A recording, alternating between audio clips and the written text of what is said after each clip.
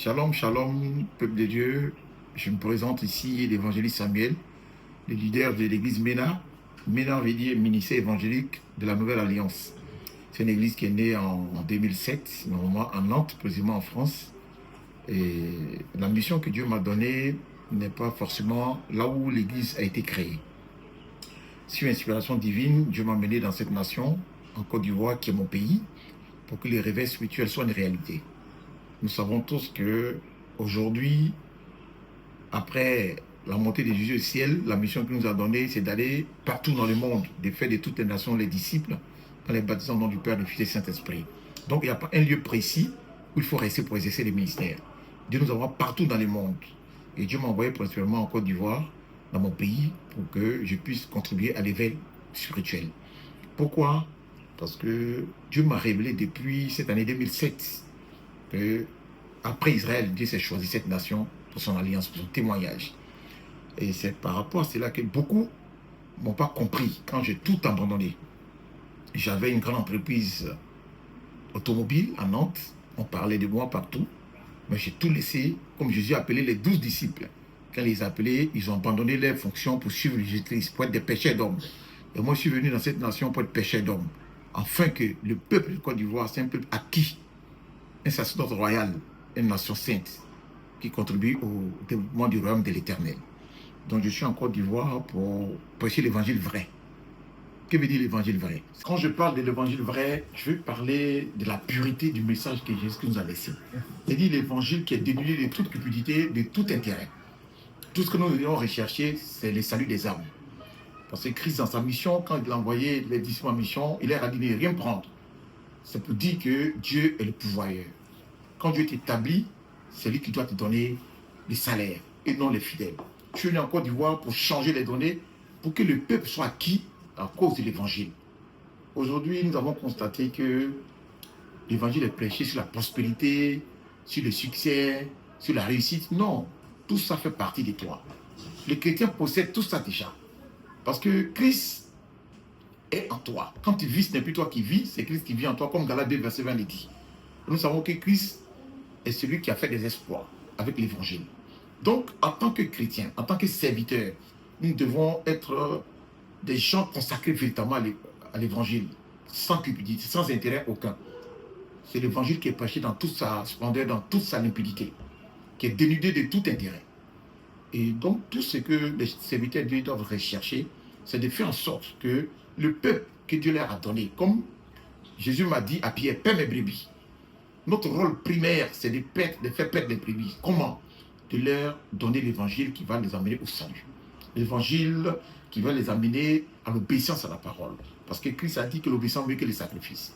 Aujourd'hui, le royaume doit être gagné pour que ceux qui viennent derrière soient des disciples de Jésus. C'est les disciples-là qui est la pièce maîtresse du succès du ministère. Les gens pensent que c'est dans les églises. Non, ce n'est pas dans les églises. C'est dans la prédication de l'évangile du salut. C'est-à-dire, quand Jean-Baptiste a commencé le ministère, il a dit, répentez-vous car le royaume des cieux est proche. Et quand Jésus fut baptisé, quand il est sorti de l'eau du Jourdain, sa première parole, c'était, répentez-vous car le royaume des cieux est proche.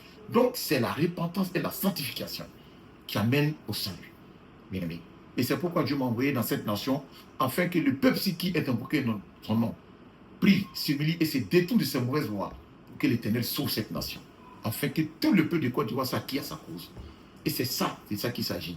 Je suis venu en Côte d'Ivoire parce que Christ a dit, Matthieu 1, au chapitre 1 de Luc, il dit, je vous envoie, afin que l'évangile puisse être connu dans le monde. Au Matthieu 28, verset 19, il a dit, allez partout dans le monde et faites de toutes les nations des disciples, en les baptisant au nom du Père, du Fils et du Saint-Esprit. Dans Acte 1, verset 8, Christ a promis la venue du Saint-Esprit. Mais quand il a promis la venue du Saint-Esprit, je réponds à ceux qui m'ont dit, mais pourquoi tu n'es pas resté en France? Pourquoi tu n'es pas allé faire l'évangile ailleurs? Mais quand Christ a donné la mission d'aller faire de toutes les nations ses disciples, il a dit, attendez jusqu'à ce que j'envoie mon esprit sur vous. En fait, d'être témoin à Jérusalem. Jérusalem est la partie de Jésus. C'est là la charité, comme les hommes m'avaient dit de manière charnelle, que la charité bien on commence par soi-même. Donc je dis à ses disciples, vous soyez mes témoins dans Jérusalem, toute la Samarie, la Judée jusqu'aux extrémités de la terre. Donc, moi, je commence l'évangile dans ma propre patrie, comme Christ a dit. Et c'est dans ma propre patrie que l'évangile va se perpétrer partout dans le monde entier. Donc, je suis venu pour que le réveil soit réel dans cette nation. Pourquoi MENA? Comme je l'ai dit, MENA est le ministère évangile de la Nouvelle Alliance. Pourquoi en Côte d'Ivoire? Et pourquoi faire confiance au MENA?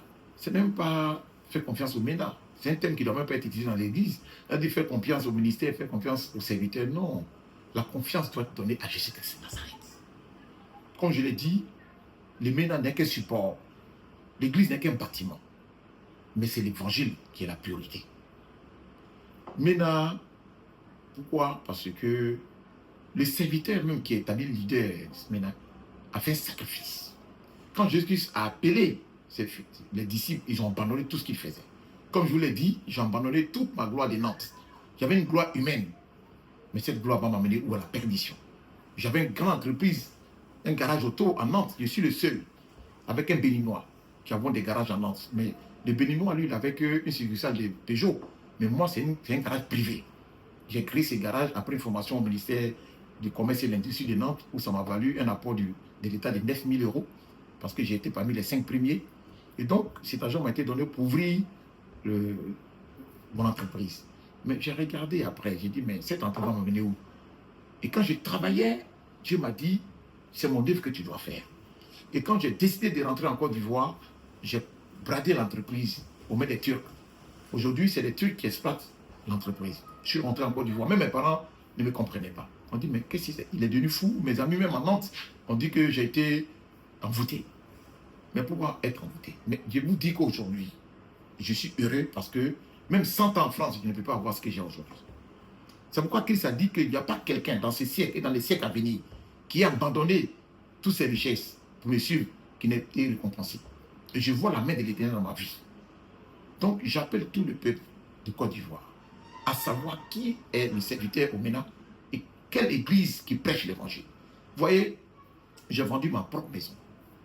Une maison que j'ai acquise de manière miraculeuse. Parce que c'est une dame. On peut dire qu'elle m'a presque offert la maison. Et je lui fais beaucoup, dame l'abri du jour.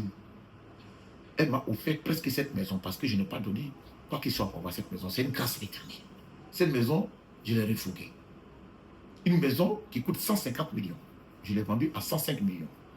Aujourd'hui, je peux mettre quiconque au défi. Et je sais qui a payé ma maison. Je peux donner son nom. Mais pour des soucis de sécurité, je vais le taire. C'est une pharmacienne qui a payé ma maison. Elle est connue de la Côte d'Ivoire. Elle a payé la maison à 105 millions. S'il avait le devis, on va voir le notaire qui est en face de la pyramide. El Quadio Herman. C'est lui qui a été le notaire qui a vendu ma maison. Les serviteurs. Il dit, je ne peux pas avoir une maison. Et puis l'Éternel n'a pas de bâtiment. Et donc j'ai vendu la maison, bâti les temples dans lesquels je suis aujourd'hui. Ça, c'est une preuve de dire que j'ai abandonné mes biens pour servir l'Éternel. Aujourd'hui, j'ai dit à mes fidèles que ce n'est pas si vous que je compte pour vivre. Je mets quiconque au défi. Un de mes fidèles de ce ministère. Il n'y a pas un jour, j'ai demandé 5 francs pour payer ma maison. Payer le courant, l'électricité qui abrite l'église. Parce que je vis en bas de l'église. Et ceux qui veulent vérifier, qui viennent, il y a une seule offrande. Et je dis, c'est une offrande volontaire. Je n'impose rien. Le jour où je vous dis, payer ma maison, payer mon carburant, payer vraiment mon eau, c'est que le Saint-Esprit n'est plus avec moi. C'est que je suis plus serviteur. Parce que c'est l'Éternel qui m'a établi. Je donne un exemple concret. Quand le président Ouattara envoie ses ministres en mission, est-ce que c'est le peuple qui leur paye le carburant? Est-ce que c'est le peuple qui leur paye la nourriture? Ils ont des frais de mission. Et moi, je suis un ministre de l'Éternel. Donc, c'est l'Éternel qui pourvoit mon salaire. C'est lui qui va payer mon salaire. Et c'est ce que j'inclus comme éducation à mes brebis. De ne jamais aller demander quoi qu'il soit, ils vont prêcher l'évangile. Parce que l'Éternel est notre pourvoyeur. Donc, c'est un signe qui montre qu'au MENA, nous prêchons l'évangile vrai parce que nous ne comptons pas sur l'argent de qui que ce soit. Et c'est ça que Christ doit dire d'enlever la cupidité de l'Église. Le pasteur, c'est lui qui doit perdre les brebis. Jésus a dit à Pierre, paie mes brebis. Ce n'est pas aux brebis de perdre bien. Parce que c'est Dieu qui est le Dieu de l'or et de l'argent. Agé 2, verset 8 dit que notre Dieu est le Dieu de l'or et de l'argent. Donc, c'est les serviteurs de Dieu qui doivent montrer qu'ils reflètent la gloire de l'Éternel qu'il a établi. Votre ne peut pas dire, ministre, va, le peuple va te payer. Ou bien, chargé de mission, va, le peuple qui te reçoit va te payer. Non. C'est le ministre qui doit montrer que celui au nom de qui vient est celui qui détient tout l'argent de Côte d'Ivoire. Donc, mon Père est le Dieu de l'or et de l'argent. Donc, je ne compte que sur lui pour servir Dieu. Et c'est pourquoi je ne suis pas inquiet de quoi qu'il soit. Je dis aux fidèles, tout ce que je veux, mon souhait, c'est que vous soyez sauvés. C'est tout. Donc, voilà les raisons pour lesquelles j'ai dit qu'ils doivent faire confiance à Dieu, au MENA, et non confiance au pasteur. Parce que je ne suis qu'un oublié dans les mains de l'Éternel. Que Dieu vous bénisse.